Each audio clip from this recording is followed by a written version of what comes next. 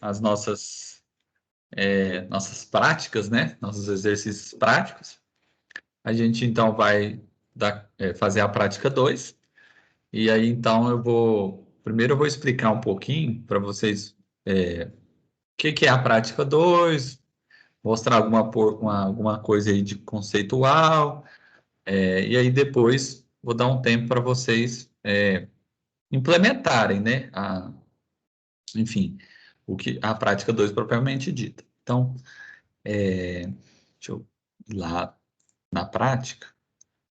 Professor, eu Oi? te, eu te mandei mensagem ontem pelo chat para instalar o Eclipse, só que eu não consegui. Eu até tentei, eu vou tentar de novo hoje à tarde. Tem como você mandar aquele site online que a gente programa? O link dele para a gente aqui Ah, no chat? sei. Como eu não consegui Você viu ainda. que eu te passei um vídeo também? Uhum. Talvez naquele vídeo lá. É porque Porque quando você passou aquele basicamente, vídeo, eu já tinha basicamente, começado. é porque se eu for Aí, explicar tudo aqui, vai dar um pouquinho não, vai demorar tranquilo. muito tempo para explicar, mas assim, basicamente, tem o site lá do Eclipse mesmo, você faz o download. Eu vou ver se eu acho outro vídeo explicando, assim eu É te porque mando. pode ser meu Windows também, eu vou tentar de novo hoje à tarde. Mas aí se você puder mandar o site online, só para me acompanhar Tá, mesmo. tá, eu vou te mandar. É esse daqui, ó, Rapple IT. Porque eu acho que se seguir aquele tutorial escrito lá, eu acho que não tem muito erro, não. Mas só ir seguindo, lendo passo a passo, acho que não vai ter muita dificuldade, não. Assim, não sei se for algum problema no Windows, né? Não sei, de configuração do seu Windows, não sei. Bom, beleza. Então eu coloquei o link que você me pediu aqui no Rapple IT aqui, né? Ele chama rapit.com. Então, quem ainda não ainda tiver conseguido configurar o Eclipse e o JDK, pode ir usando essa versão aqui direto do navegador. Se alguém encontrou também algum vídeo bem explicativo de como instalar o Java, o JDK e o Eclipse, puder também passar o link, que aí de repente a gente já pode colocar aqui no chat para que depois quem ainda não conseguiu configurar o ambiente, conseguir configurar na sua máquina. Bom, beleza. Então vamos lá na prática 2 aqui. Deixa eu abrir aqui a página, né? Então, é PC2 lá. Então aqui já tem até a videoaula da prática 1, né? Quem quiser clicar aqui, mas e também tem a prática 2. Bom, então vamos explicar aí ela, né, para vocês terem um tempo para resolver. No final da aula também eu volto e também mostro algumas linhas de código aí para vocês, assim, como que pode fazer a prática, tirar algumas dúvidas, beleza? Então vamos lá. Então, qual que é a ideia dessas práticas? Cada prática, ela vai, como é que eu digo? Ela vai introduzindo um nível de complexidade. Então, por exemplo, a prática 2 já vai ser já vai tentar mostrar um pouco mais, né? Vai aprofundar um pouco mais no conhecimento. Então, a gente vai aumentando, aprofundando o conhecimento à medida que vai avançando nas práticas. Então, vocês vão ter que armazenar o código dessas práticas tudo, né? Então, quem também estiver fazendo no navegador, depois copia isso para um arquivo e salva como um arquivo .java, tal, porque no final da disciplina, né, dentro de alguns meses, né, é mais no final que eu peço, eu escolho aleatoriamente alguns exercícios práticos, geralmente eu escolho 4, e eles valem 10 pontos todos, assim, no total, né? E aí, então, por isso que é importante armazenar o código fonte de todas as práticas, tá bom? Então, não esqueça, tá bom, pessoal? Tenha numa pastinha, várias pastinhas do seu computador com o código de cada uma das práticas. Beleza. Porque isso será avaliado no futuro. Então, beleza. Primeira coisa, dessa prática 2 é introduzir os conceitos aí de classe, de objeto, de método e de atributo, né? Algumas coisas que a gente até já viu na aula de terça, né? Então, basicamente, o que é uma classe? classe é um modelo a ser seguido para instanciar seus objetos. Então, ela vai descrever genericamente tipo um modelo, né? Então, como que eu descrevo um carro genérico para mim? Um carro ele tem uma cor, beleza, ele tem uma marca, um fabricante, um modelo, né? Poderia ser um modelo e um fabricante, uma cor, ele possui câmbio. Então, essas coisas a gente vai tentando descrever genericamente qualquer carro.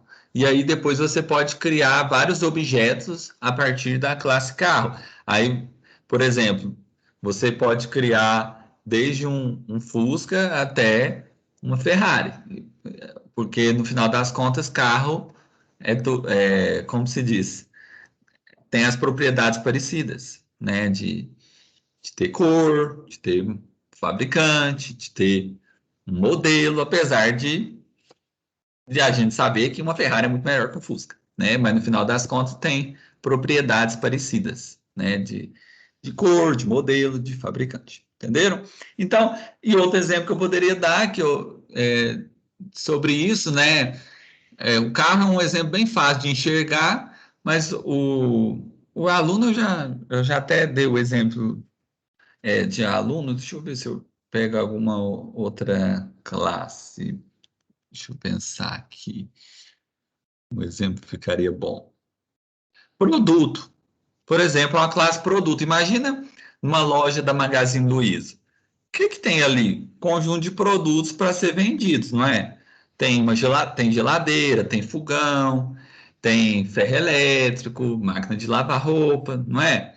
Então, todo produto ele vai ter um identificador, vai ter um nome, uma descrição daquele produto, porque aí você vai falar, não, esse fogão ele quatro bocas, ou ele é seis bocas, ou ele é um cooktop. Então aí você vai descrever mais coisas dele, né? Então isso é a descrição do produto. Todo produto tem um preço, né?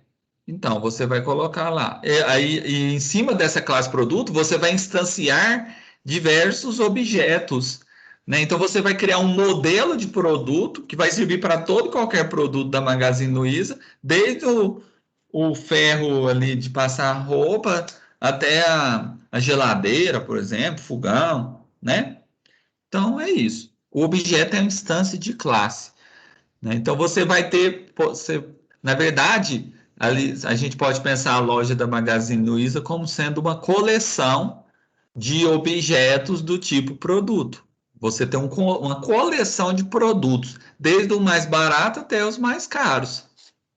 Desde por exemplo, uma maquininha de fazer barba, por exemplo, até, sei lá, uma televisão de última geração, né?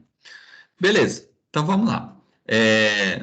Então, os conceitos de classes e objetos permitem a construção de software a partir de modelos computacionais mais próximos do mundo real. Então, a ideia da gente criar esses modelos é porque pensar assim, a gente ao redor, ao redor da gente tem um conjunto de objetos.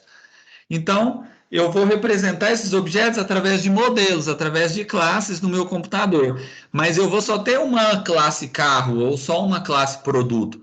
Mas em cima da classe produto eu posso criar, sei lá, 50 objetos do tipo produto. Um representando a geladeira da marca Brastemp, outra representando outra geladeira, só que da Electrolux. Então eu vou tendo mais de 50 objetos. Eu posso criar quantos objetos eu precisar. Da mesma forma, a classe carro. Imagina que você fosse na concessionária da Fiat e começasse a criar objetos do tipo carro, e cada carro, assim, todos os modelos que a Fiat vende. O Uno, o a Toro, todos os modelos de carro. Então você vai criar vários objetos do tipo carro, certo? Então é isso. Bom, Então, aí é basicamente isso, né? Então, veja, o que está acontecendo com vocês? Vocês estão fazendo uma migração de paradigma de programação. Vocês estão saindo de um paradigma estruturado, que era da linguagem C, que vocês, na verdade, o que vocês faziam? Dentro da main chamar uma função, dentro da função chamar outra função, que chama outra função, e por aí vai. Mas vocês não criavam objetos. No máximo, vocês criavam ali um struct, e colocava campos na struct. Só que hoje em dia, aí, por exemplo, no C não tem classe. C++ tem classe, né? Tem a noção de classe.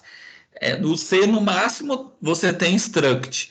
E aí, na struct, você tem os campos da struct, que no final das contas, a gente pode pensar, se a gente for pensar num paradigma orientado a objeto, que aqueles campos de um struct vão virar atributos em uma classe Java, por exemplo, né? E o que são os atributos? São tudo que propriedades, características de um objeto, né? Então, quando você fala que um carro ele tem uma cor, esse adjetivo aí é uma propriedade do carro.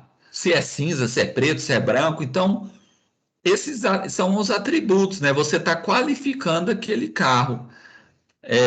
Por exemplo, todo carro tem uma placa, né? E por aí vai.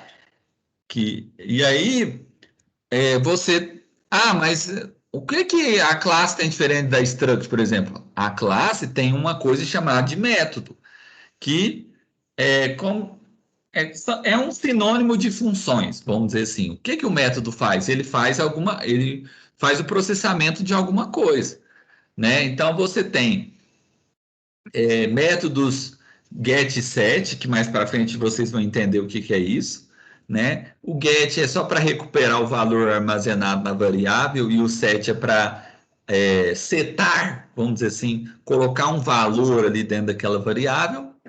E você tem métodos que definem o comportamento do seu objeto. Então, a gente sabe que todo carro tem o comportamento de acelerar, de frear. Então, esse verbo acelerar, frear, esse comportamento, no final das contas, vão virar métodos do carro, né?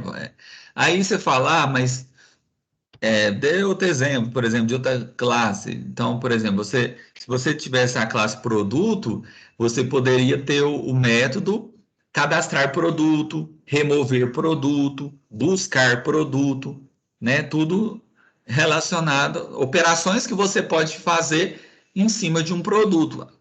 Chegou uma geladeira totalmente nova que você ainda não cadastrou lá na Magazine Luiza. Ela é a última marca da Electrolux. Beleza. Então, você vai cadastrar esse produto. Agora você não trabalha mais com tal modelo de fogão. Então, você vai remover aquele produto.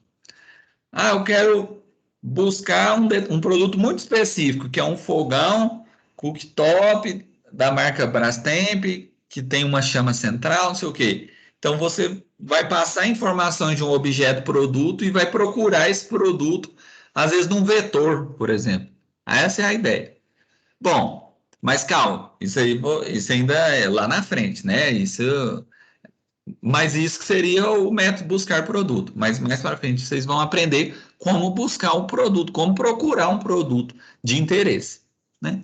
Então aqui ele deu exemplo, né? Até para vocês irem lendo. Então assim, eu posso ter uma classe professor, eu posso ter uma classe aluno. Então exemplos de objetos da classe professor pode ser professora Maria, professor José, professor Eduardo.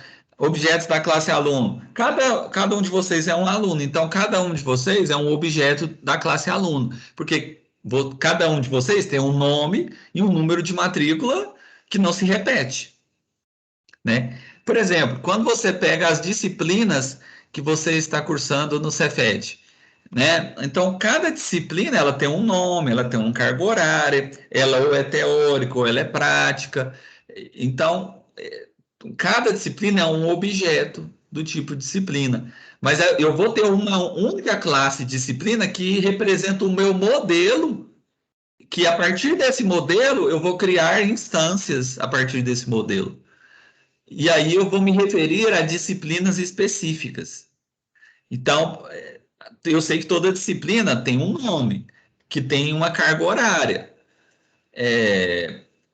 que tem uma...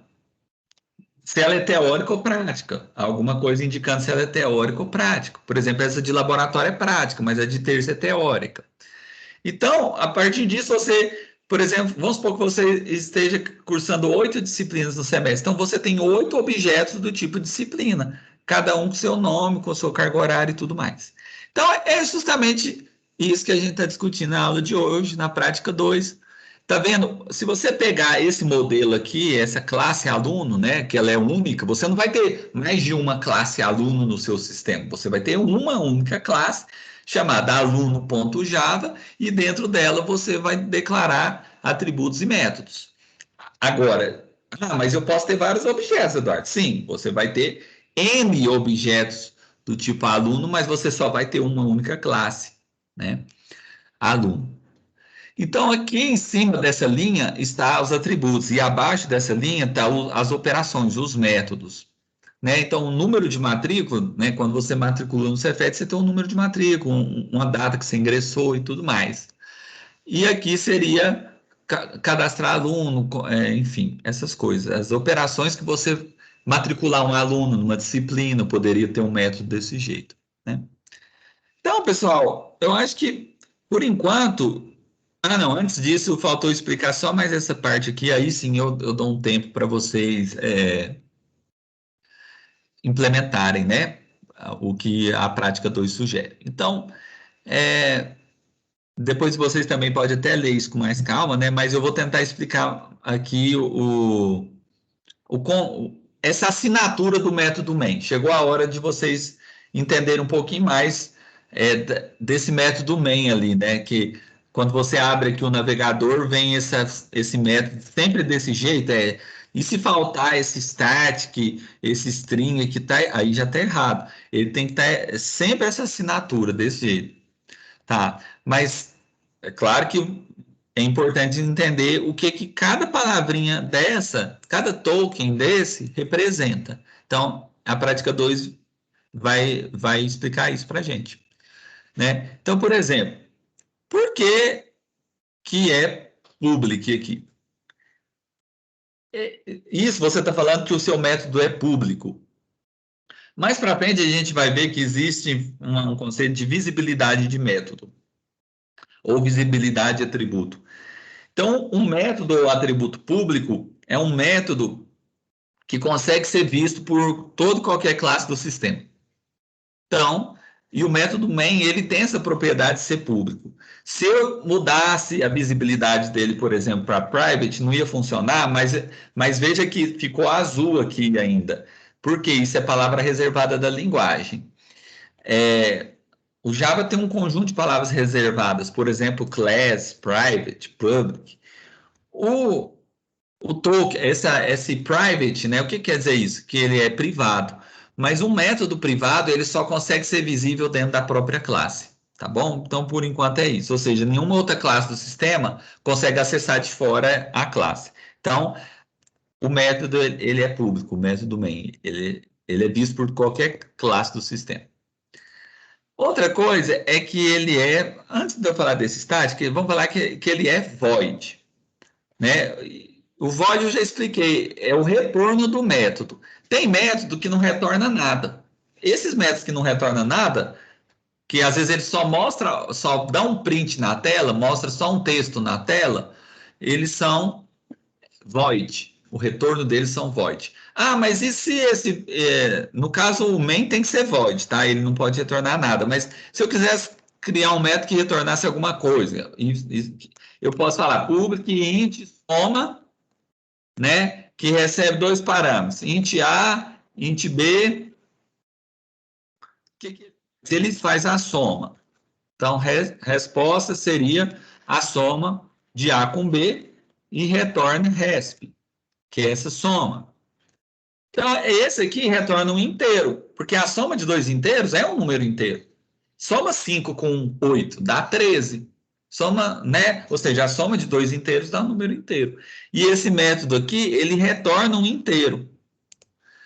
Mas e se esse método fosse void, Eduardo? Então, ele ele poderia até fazer essa soma aqui dentro, só que ele não ia ter um comando de return, porque ele não retorna nada. Se ele é void, ele não tem comando de return. A única coisa que ele vai ter é um system, por exemplo, out, println, algo assim, e às vezes ele só ia mostrar a soma é, e aí ele falava, por exemplo, resp, que é o valor da variável que armazena conteúdo da soma.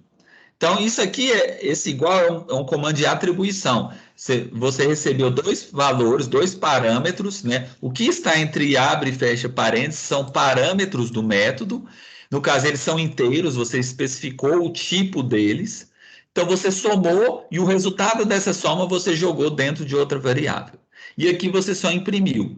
Como ele é void, ele não tem esse comando de return. Ele não pode retornar soma aqui, por exemplo. Ele teria que ser int se você quisesse ter um return aqui dentro, entenderam? Então, o método main ele não retorna nada. Então, ele não pode, você nunca pode ter um comando de return, vamos dizer assim, alguma coisa dentro desse main aqui, porque ele não retorna nada. Né? Bom, o método tem que chamar main mesmo. Né? Não pode dar outro nome para ele.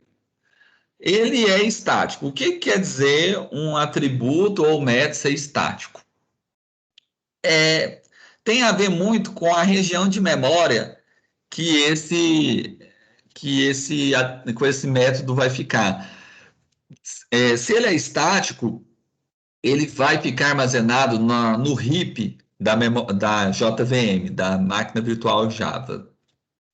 Tá, o que quer dizer isso? Quer dizer que esse método ele vai ficar visível do início ao fim da execução do seu programa. Ele nunca vai tipo, morrer. Esse método não morre, ele fica ali no heap. Né? Então ele desde o início da execução do programa até o final da execução do programa, ele vai estar visível.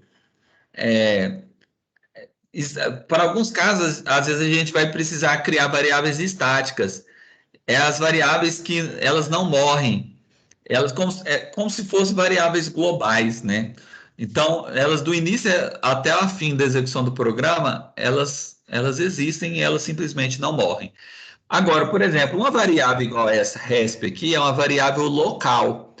E o que quer dizer uma variável local? É uma variável temporária. Ela só existe dentro desse abre e fecha chaves. Depois que você dá um return soma, ela morre. Ela é uma variável temporária. Ela só existe dentro desse método. Né?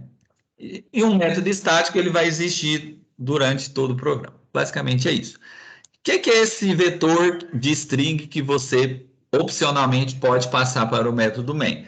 Na verdade, o método main não tem como você deixar ele vazio assim, não. Você tem que pôr, mesmo que você não passe algum texto, alguma string para o método main, você tem que escrever string args lista vazia. Esse args vem de argumentos.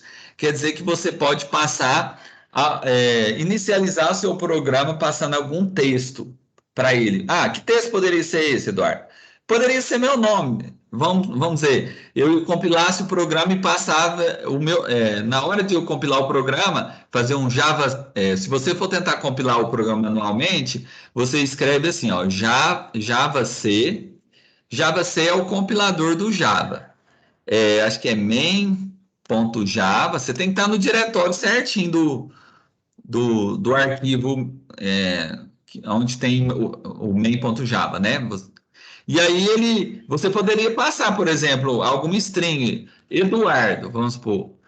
Eu acho que aqui não vai dar certo, mas era como se você já estivesse passando um nome para o seu programa.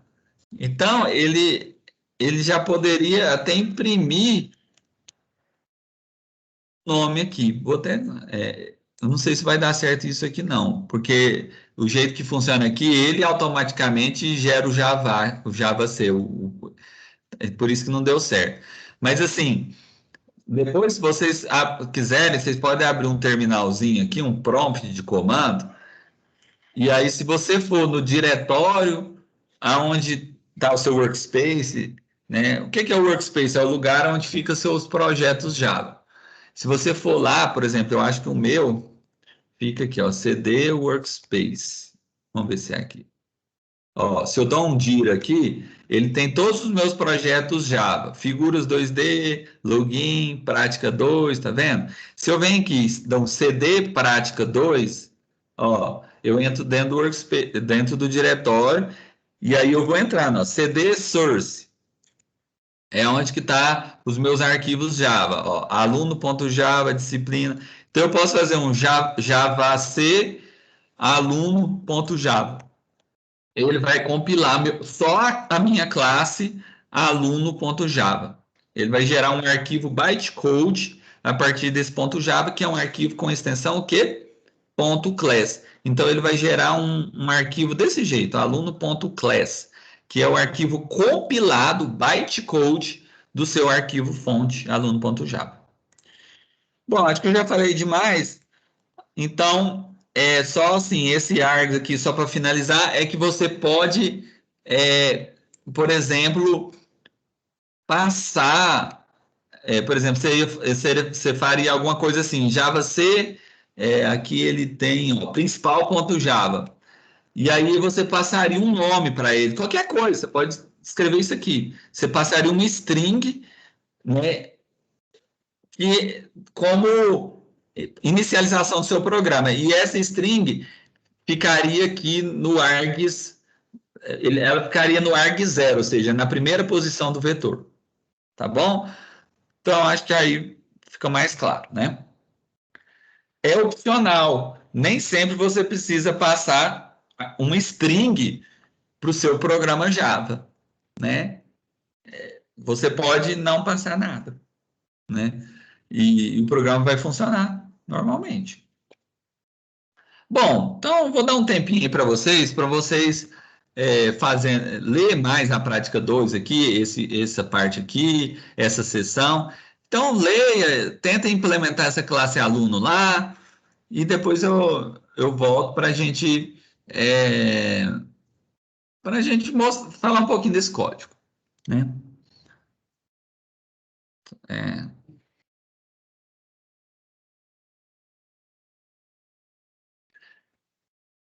Bom, os códigos que eu até teve uma dúvida aqui no canal da Isabela, geralmente, assim, você é o código que está ali para ser desenvolvido na prática 2. Assim, não, vamos supor, tem um, pode, pode ser todo o código da prática 2, tudo que você fizer na prática 2, né? Então, por exemplo, eu criei essa classe aluno, pode me mandar. Tem esses exercícios aqui, pode me mandar tudo.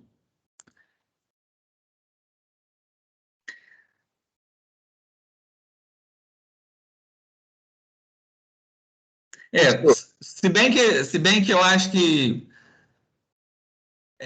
assim, mas pode me mandar.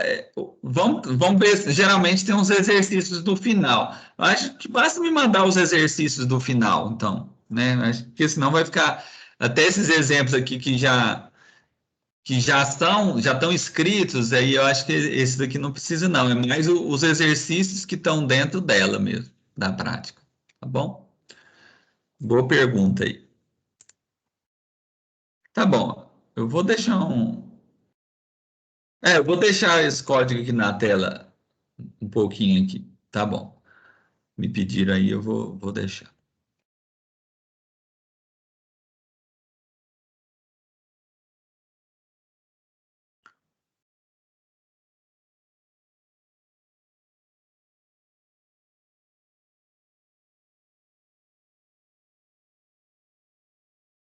Eu vou até. Esse código aqui até tá com um probleminha. Eu vou colocar um void aqui, por exemplo. Que ele só imprime, ele não retorna nada.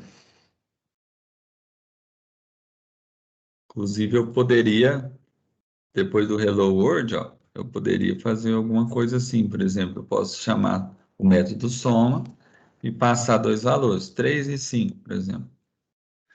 Aí ele imprimir a soma, que é 8, né? Então, peraí, a soma é resp.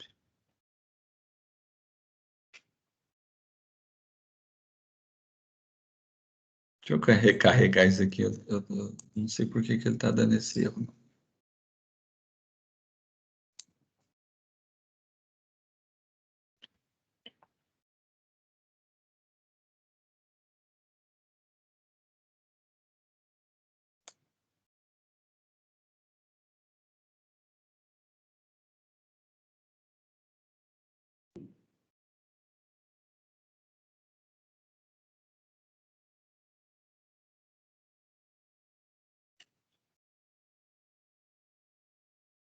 Ah, será? Acho que é porque está faltando um mais aqui. É, porque eu pus vírgula é mais. Realmente. Professor,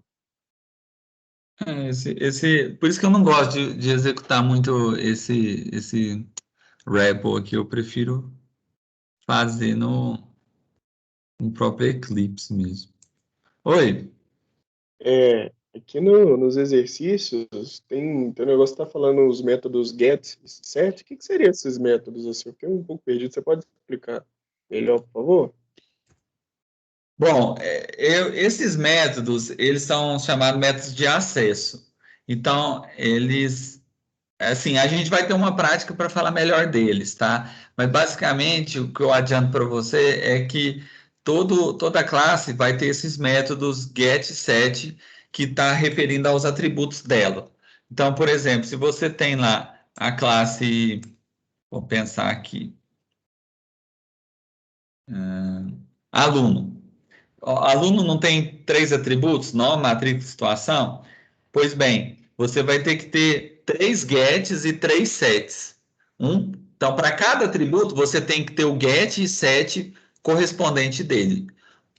Então, você tem o get nome, set nome, get matrícula, set matrícula, get situação, set situação. Para que serve isso, no final das contas? Get, sempre quando o método começar com get, ele vai retornar o valor armazenado dentro de uma variável. Então, o get nome vai retornar o valor que está dentro da variável nome. E o set nome vai modificar, ou seja, vai atribuir um valor para a variável nome. Então, por enquanto, é, a gente ainda vai falar muito mais sobre isso, mas por enquanto a explicação assim menorzinha que eu te falo é isso. Vou deixar um tempinho aí, pessoal, para vocês se concentrarem aí na aula e tentar aí quebrar um pouco a cabeça com isso, e depois eu volto e tiro outras dúvidas.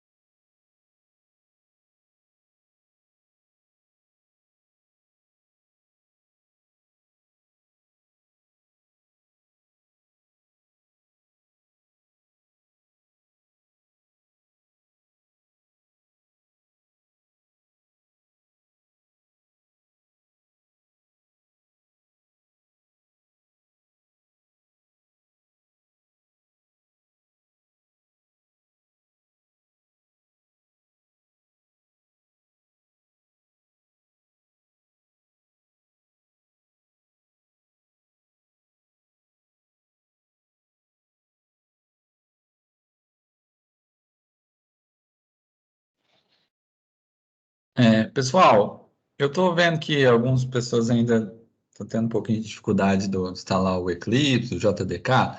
Eu vou dar umas dicas, tá? Às vezes, o melhor mesmo é consultar depois toda a documentação que eu mandei do DevMedia e tal, mas eu acho que eu posso dar uma dica em algumas coisas. Por exemplo, uma coisa é instalar o Eclipse, outra coisa é instalar o JDK. Então, por exemplo, se você vir aqui no eclipse.org, né? Você digitar lá, por exemplo, Eclipse IDE no Google, né?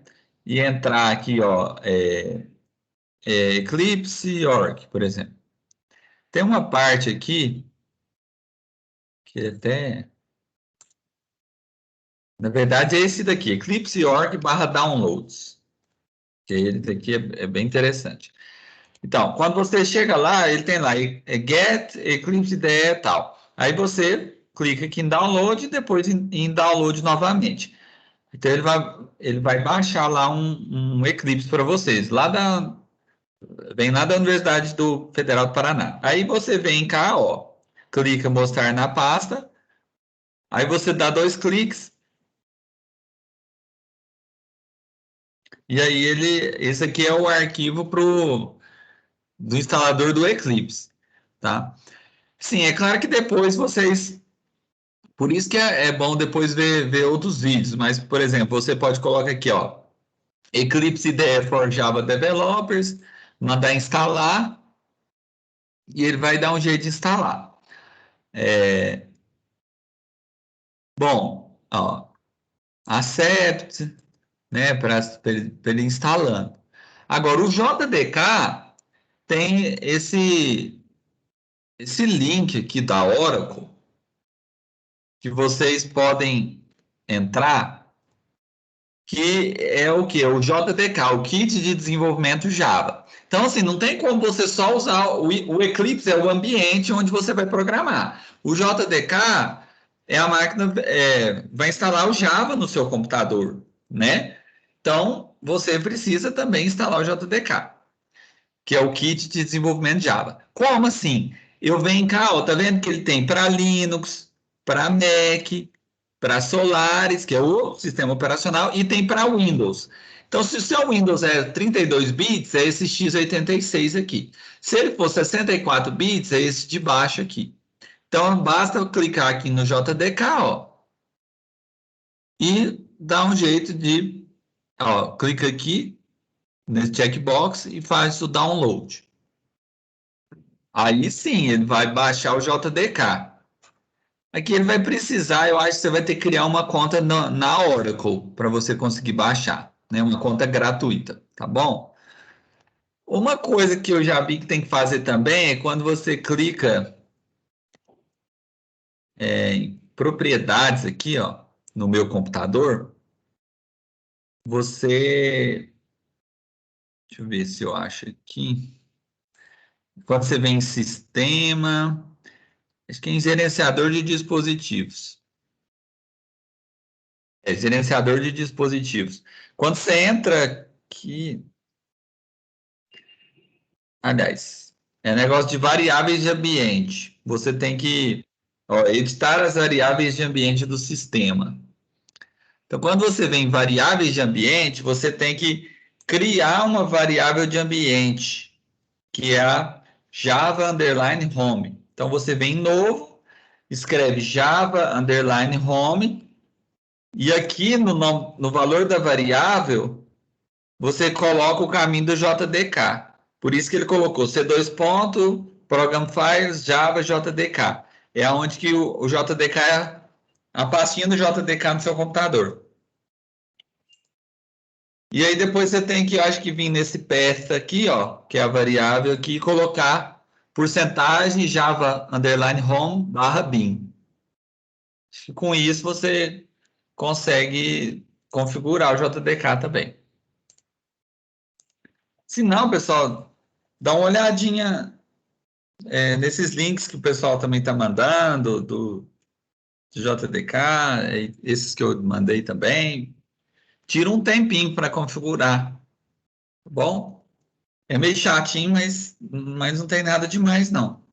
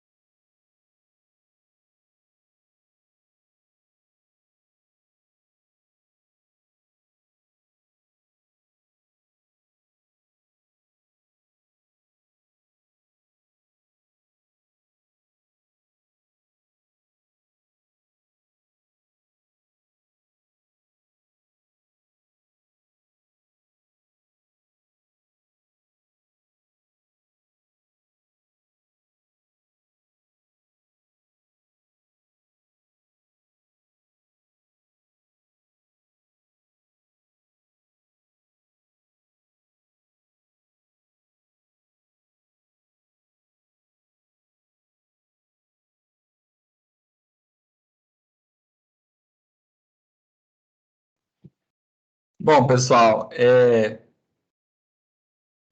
deixando aí um pouquinho as configurações de lado, depois vocês tiram um tempo para tentar fazer isso aí, mas vamos voltar aqui para a parte do exercício, tá bom? Da prática 2.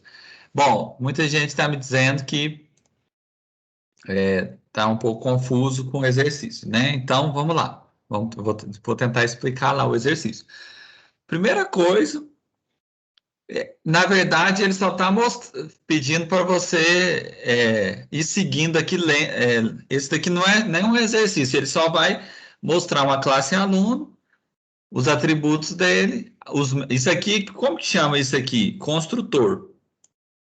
O exercício mesmo, propriamente dito, é o exercício 1 e 2 que eu vou chegar lá, né? Mas, primeiramente, vamos entender um pouquinho desse exemplo que ele deu. Então, ele estava só explicando, olha, classe, aluno, você tem uma classe aluno, que é um modelo, e você tem objetos que você pode criar a partir da classe aluno. É porque essa prática, de fato, ela ficou um pouquinho confusa, porque ela acabou misturando um pouco de teoria e um pouco de exercício, né? Então, ficou um pouquinho confuso de fato. Mas, de qualquer forma, para vocês também ir lendo a prática lá e vendo como que vai ficando o código, assim, também, para vocês começarem a entrar em contato com esse código. Então, vamos lá. O que acontece? Você tem uma classe aluno que tem tem esses 3 atributos. Então, como que chama isso aqui? Né? É um método construtor da classe. Então, é através desse método construtor que você cria objetos do tipo aluno. Então, se você um dia precisar criar um aluno, no final das contas, você vai chamar esse método, passando o nome e a matrícula dele. Quando você criar o aluno, a situação dele automaticamente vai ficar como não matriculado. Bom, você pode alterar o nome desse aluno, você pode matricular esse aluno, e são as operações que você faz. Então, se você chama o método matricular, ele vai mudar a situação do aluno de não matriculado para matriculado, tá vendo? Porque no momento de criação do objeto, o aluno não está matriculado. Mas se você chamar o método matricular do aluno, ele vai mudar a situação dele para matriculado. Se você chamar o método cancelar matrícula do aluno, ele volta o aluno para não matriculado, né? Então, beleza. Mas o que quer dizer com isso? Quer dizer que ele está mostrando para vocês que uma coisa é a classe aluno e outra coisa é você criar outra classe, que é a classe principal, que é a que contém o método main, e é nela que você vai criar os objetos aluno. Então, ele só está explicando como que você, que vai estar começando a criar seus primeiros programas Java, como que você tem que fazer. Então, você tem que criar a classe e depois você tem que criar uma outra classe principal, que é a que contém o método main, para instanciar os objetos. Então, daqui para frente, sempre vocês vão fazer assim. Vamos supor, eu quero criar vários objetos do tipo carro. Então, eu vou criar a classe carro, informando quais são os atributos do carro, cor, modelo, fabricante. Vou colocar o método construtor do carro e os gets e sets, né? Que ainda vou mostrar para você esses métodos get set, os métodos de acesso. E aí depois eu vou criar uma outra classe, que é a classe principal, que contém o método main, que nela que eu vou criar objetos do tipo carro, por aí vai. Entendeu? Então, por exemplo, aqui que a classe é outra classe, tá vendo? Você tem a classe aluno, public class aluno. Veja, pessoal, que tanto a classe aluno quanto a classe principal estão dentro do mesmo pacote, meu projeto. Se ambas estão no mesmo pacote, elas conhecem umas às outras. Se elas tivessem pacotes diferentes, nunca que uma classe ia conhecer a outra. Então, felizmente, as duas estão no mesmo pacote chamado de meu projeto aqui. Então, como elas estão no mesmo pacote, uma classe conhece a outra. Se elas tivessem pacotes diferentes, certamente a classe principal não conheceria a classe aluno. Certo? Então, por exemplo, o que é o método imprimir da classe aluno? Ele só dá um tantão de print line lá, imprimindo os dados do aluno, como nome, matrícula e situação. E isso fica na classe aluno. E na classe principal, você tem o método main. O que é feito nesse método main? Ele cria dois objetos do tipo aluno, A e B. Sendo que o primeiro objeto, quando ele faz um new aluno, ele cria um objeto.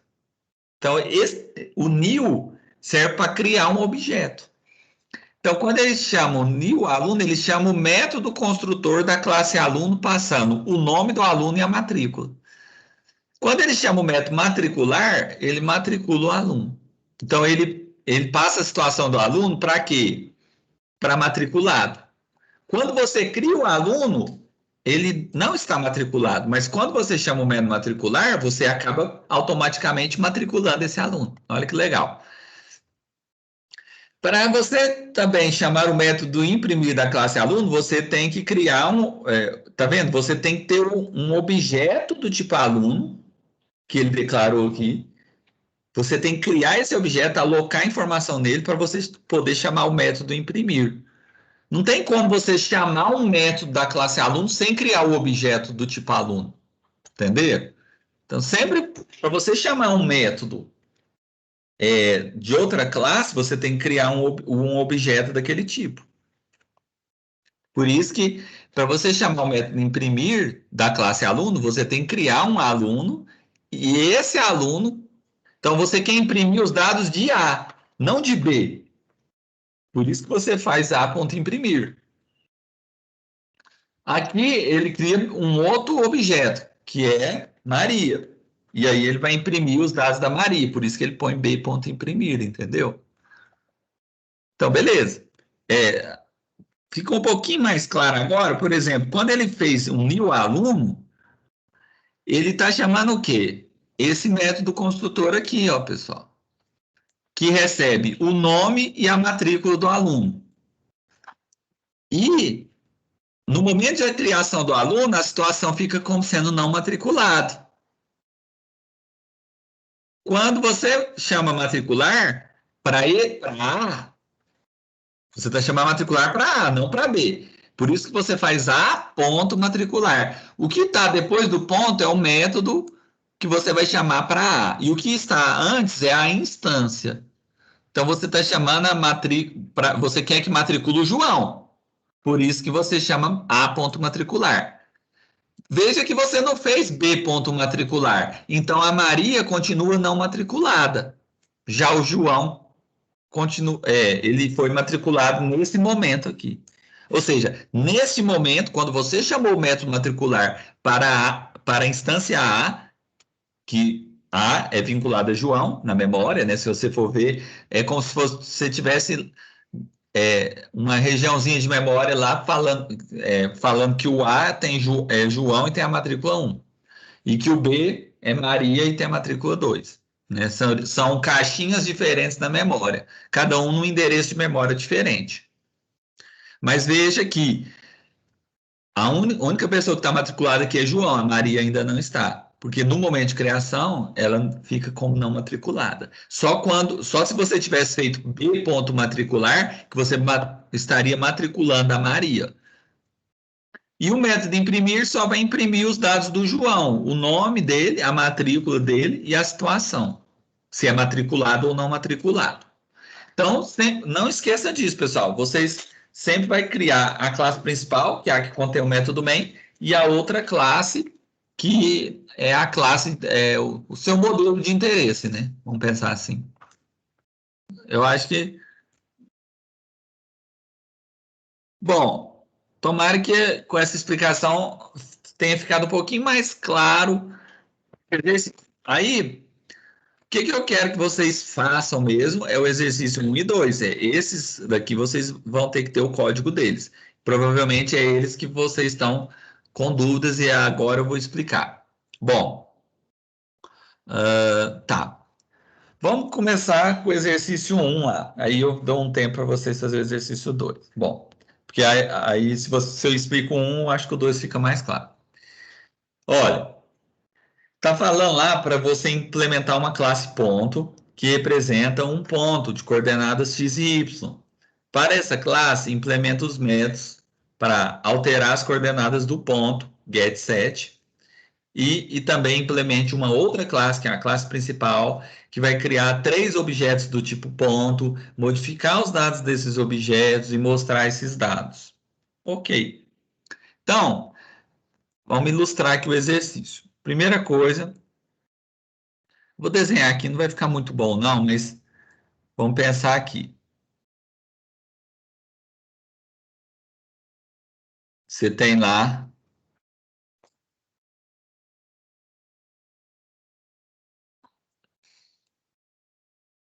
os eixos, né? X e Y. Nossa. Tá, é o X e o Y. Então, seu ponto, vamos supor que ele está aqui. Então, ele é o ponto P. De coordenadas, por exemplo, 2 e 3. Tá? É claro que assim, teria que fazer bonitinho aqui e tal, mas vamos supor que aqui seria o. Esse aqui é o 2. Então aqui seria o 1, certo? E esse aqui é o 3, mais ou menos, aqui seria o 2. É claro que aqui não ficou muito bem feito, não, mas acho que deu para entender, né? Então aqui está o pontinho de vocês. Lembra das aulas de geometria? Pois bem, então você tem o ponto, aqui é o x do ponto e lá é o y. Não vou escrever não, beleza. É a abscissa e a ordenada do ponto, ponto P. Então ele quer que represente esse modelo para o computador. Como que eu faço isso? Então vamos lá. Deixa eu deletar isso aqui. Eu até abri o Eclipse aqui, ó. Então eu vou, ó, File, New, Projeto, tal. Java, projeto Java. Vou chamar de exercício 1, prática 2, tá? Open, tá, beleza. Isso aqui eu estou usando ele pela primeira vez. Então, você vai ter que... deixa eu ver. Deixa o que ele criou aqui mesmo.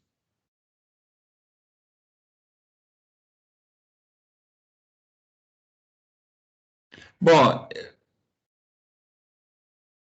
deletar isso aqui de novo. Eu não... Esse Eclipse, estou usando ele pela primeira vez. Vou pôr aqui prática 2. Eu nem conheço o jeito que ele cria, não, mas primeiro ele cria esse módulo info e tal, mas beleza. Vamos supor que eu crio outro projeto, outra classe, né? Então, vamos supor que eu crio a classe principal e que eu crio outra classe, que é a classe ponto. Se eu deletar isso aqui, só de curiosidade, o que acontece? Melhor assim. Não precisa daquele módulo info, não. Bom, olha, você tem lá as classes. Então, da classe ponto, você vai criar, por exemplo, ó, private int, não lembro se o ponto, vou pôr como float, né? Porque aí pode ser 2.5, eu não lembro se ele falou se tem que ser ponto inteiro, não falou não. Então, vou falar que é x, aqui, ó, aqui seria vou pôr coordenada x, private float, coordenada y. Então, é o x e o y do ponto. O que eu posso fazer? Eu posso criar o construtor do ponto. Ó. Então, o que eu recebo? X e y. Então, eu faço coordenada x igual a x. coordenada y igual a o quê? Y, certo? Então, ele recebe x e joga dentro da variável coordenada x. E o y joga dentro de coordenada y. Isso é o método construtor. Beleza. Agora eu vou criar os gets e sets. Então, o get é um método de acesso que vai retornar o valor que está atualmente armazenado dentro da variável. Então, vai ser public float get coordenada x, por exemplo. Return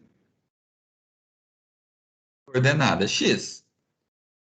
Vai retornar o que tem ali dentro do x.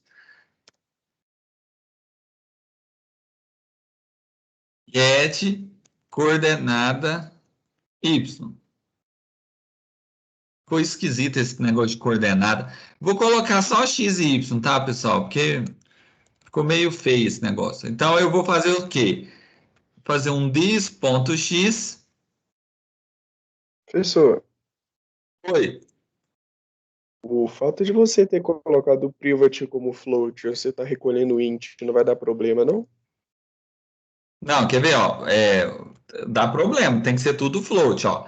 Quer ver? Se eu digitei errado, então é porque eu teria que consertar, ó. Vai ser public float get x, né? Porque assim, se você declara como float, você tem que retornar um float, você não pode retornar um inteiro. Então, get x, ele retornaria o x, ó. Public float get y, ele retorna y. Agora eu vou criar os sets, né? Então, como que seria os sets, né? Então, set é quando você quer armazenar um valor dentro de uma variável. Você quer modificar o valor que está lá. E o get é só para retornar o que está lá dentro da variável. Então, vamos supor que você criou um ponto 2, 3. O x dele é 2, então se você dá um get x, ele vai te retornar 2. Se você dá um get y, ele vai te retornar 3.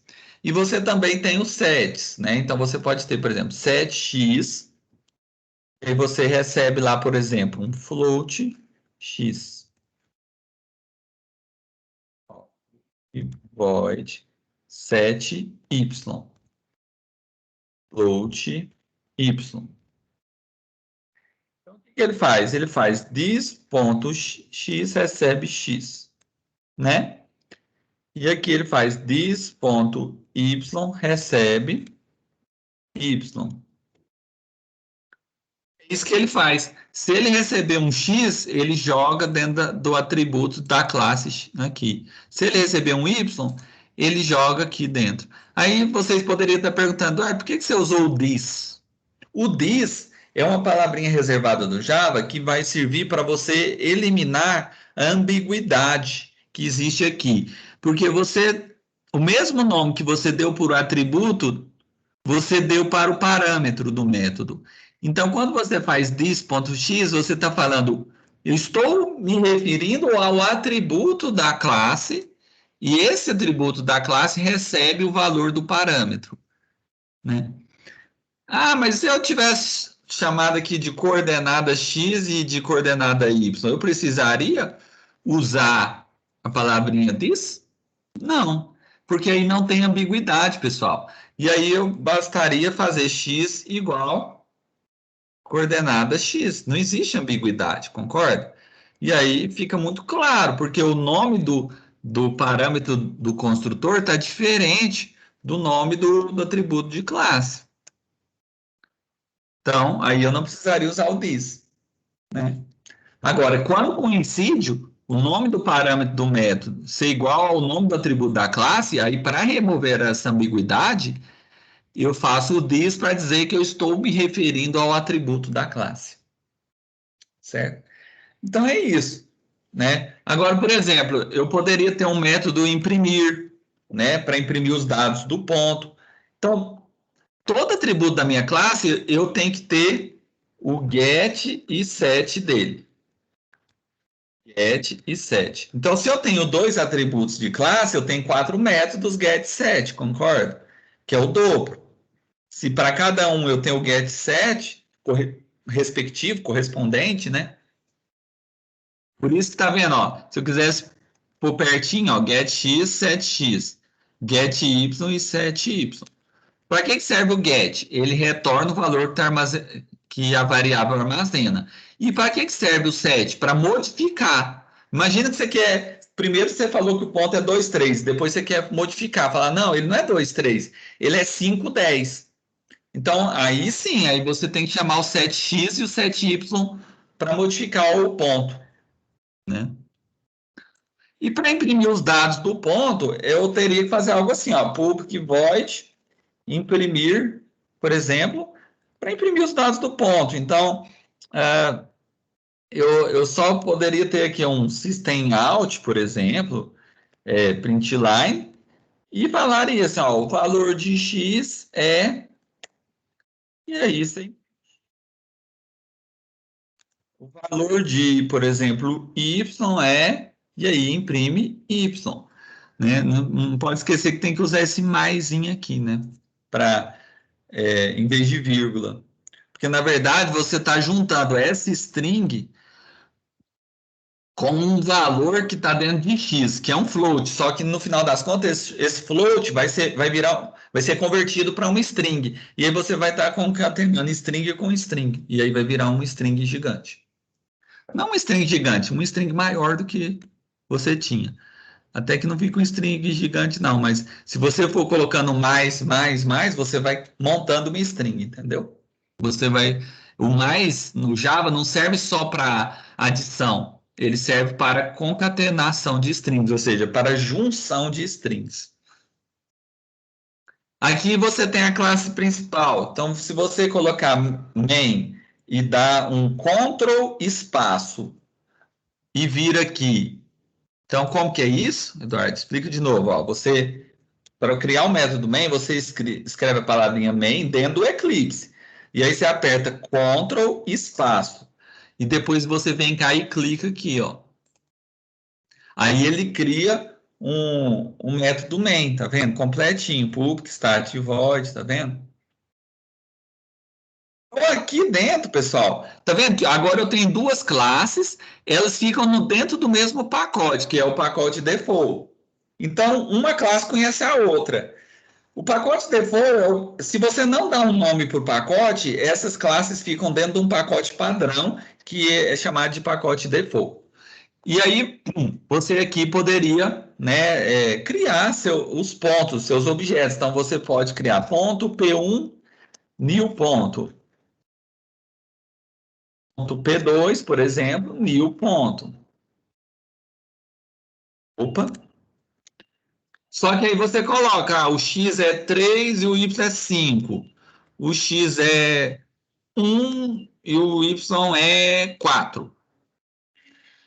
Eu posso, quando eu chamo, se você apertar a teclinha Ctrl do seu teclado e vir com o mouse, com o cursor e clicar, ele vai falar qual é o método que ele vai chamar. Então, é esse método construtor aqui, que está, veja, na outra classe. Está vendo que você cria duas classes separadas. Então, quando você chama P1, por exemplo, que é o seu primeiro objeto, sua primeira instância de ponto,